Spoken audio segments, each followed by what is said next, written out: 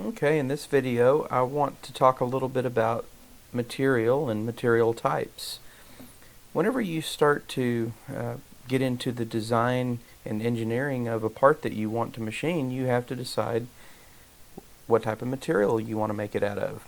And one of the first questions that I always get is, well, how do I know? And how do I know what types of materials are available?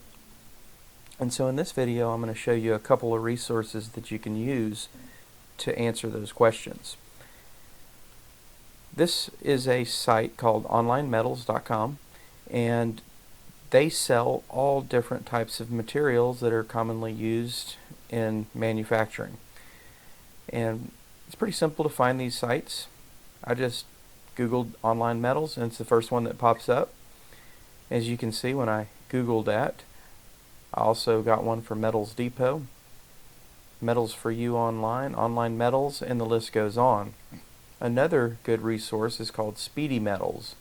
SpeedyMetals.com pops up, and you can see they've got a lot of different materials as well. So tons of resources out there. These are just a couple that I know of that are very good online suppliers. There's even some local suppliers that that'll sell materials local in the Austin area. I'm going to jump back over to the onlinemetals.com website, and I'm just going to show you a couple of useful ways of jumping around in this site. Aluminum is a very popular material for manufacturing, as you well know, and if you go into a link here on this site for aluminum, it's going to show you all of the different types of profiles that are offered. So let's say you had a customer that wanted to create some type of a hex bolt or something like that out of aluminum. Rather than machining the hex, you can actually buy the stock already extruded in that profile. And if you click into that, you can pick the alloy that you want to make that material from, or make that part from, and 6061 is a very popular alloy. And then you simply grab the correct size for the part that you're going to machine. And sometimes this is very helpful for the design phase. You may not have a specific size that it has to be, and you can actually make the part, when you design it, a size that's available in this material to save cost. So I'll click 1 inch, and you can see I have 1 inch extruded aluminum hex pulled up. We can scroll down and it gives us our price, random lengths 10 to 12, $5.74, and so on. Pretty cool. So let's back up just a little bit, and I want to show you one other thing. On this site, they have these guides that are very helpful, and I'm going to go ahead and select that.